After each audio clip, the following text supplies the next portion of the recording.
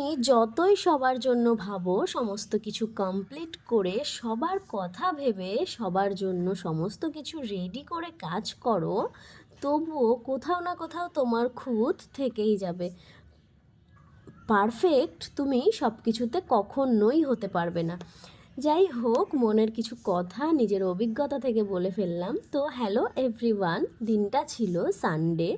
সকাল থেকে শরীরটা ভালো লাগছিল না আমার একদমই। একটু দেরি করে ঘুম থেকে উঠেছিলাম। তারপর ঘুম দিয়ে ওঠার পর মনার বায়না ও ম্যাগি খাবে। তারপর দোকান থেকে ম্যাগি আনার পর ও বলল যে ও নাকি ম্যাগি বানাবে। আমি জানি ও পারবে না, কিন্তু আমি মনে করি বাচ্চাদের এই ছোট ছোট আবদারগুলোকে মাঝে মাঝে পূরণ করতে হয়, নয় ওদের মনে অনেক অভিযোগ থেকে যায়। এত আমি ওকে সাপোর্ট করি, এত কিছুকে করতে দিই, তবুও ওর মনে আসে আমি ওকে ভালোবাসি না, আমি ওকে খেলতে দিই না, আমি ওকে সবসময় আটকে রাখি, আরও কত কিছু। তো যাই হোক, ছোটোবেলায় এমন অনেক কিছু আমাদের মনেও আসতো।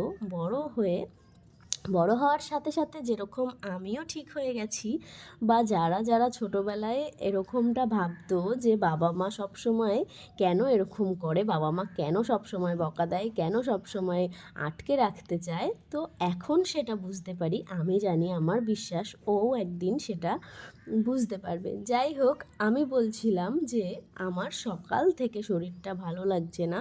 তারপর ম্যাগিটা খাওয়ার পর ওই মোটামুটি করছিল একটু একটু। তারপর আমি ম্যাগিটা বেড়ে দিলাম, নিজেরা দুজন এবার ম্যাগিটাকে খেয়ে নিলাম। খেয়ে দিয়ে আমি জানতে পারলাম যে আমার মাসি আসবে। না, আমি আগে থেকেই জানতাম, তবে আমি প্রচুর সব কিছু ভুলে যাই। আমি একদমই ভুলে গেছিলাম, অনেক দেরি করে ঘুম থেকেও উঠেছিলাম সেদিনকারে।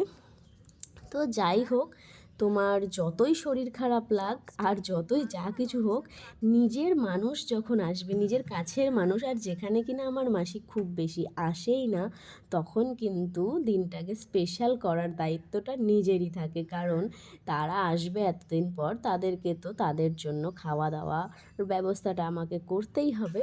তো দেখো, তবুও আমার ওই শরীর খারাপ নিয়েই আমি রান্নাবান্নাটা কমপ্লিট করেই নিয়েছি। মাছ, মাংস, ডাল, চাটনি, আবার পাঁপড়ও ভেজেছিলাম, দিয়ে মিষ্টি মাসিরাও এনেছিল, আমরাও এনেছিলাম, ও আবার শাকও করেছিলাম। এটা যেহেতু বেশ কিছুদিন আগের ভিডিও, আমি তো ভুলেই গেছি যে আমি কী কী করেছি। এখন এখানে দেখে দেখেই আমাকে বলতে হচ্ছে। তো যাই হোক, তারপরে খাওয়া দাওয়াটা, মাসিরা এসেছিলো অনেকটা লেট করে। তারপরে খাওয়া দাওয়া আমরা করে নিয়েছিলাম দুপুরের। আর এই যে তারপরে বসে একটু গল্প টল্প করেছিলাম।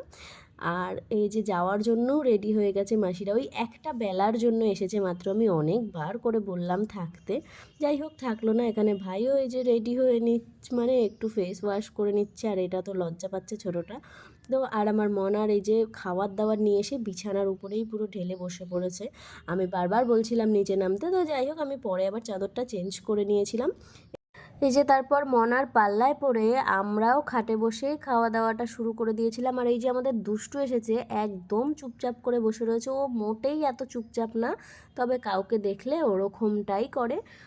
আর মোমো দেখে আমার মনে পড়ে গেল যে আমাকে জীবনে প্রথম মোমো খাইয়েছিল আমার মেসো।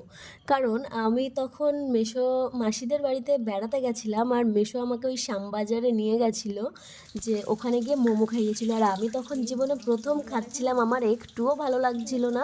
আমি একটুখানি মাত্র খেয়ে মেসোকে দিয়ে দিয়েছিলাম। সেই গল্প টল্পই করছিলাম, অনেক কথা পুরনো দিনের সব মনে পড়ে গেছিলো। আর আমার মেয়েটা তো সব সময় ওর বায়নাই যায় না, ও এখানে ওই মোমো খাবে না, ওকে নাকি ফ্রাই মোমো এখন দোকান থেকে এনে দিতে হবে। আর ওর কাকা এনে দিয়েছিল খাবারগুলো সব। এখন আমি ফ্রাই মোমো কোথায় পাবো? তো যাই হোক, আবার ওকে কড়াইতে তেল দিয়ে ওটাকেই ফ্রাই করে দিয়েছিলাম, সেটাকেও ও খুব ভালোভাবে খায়নি।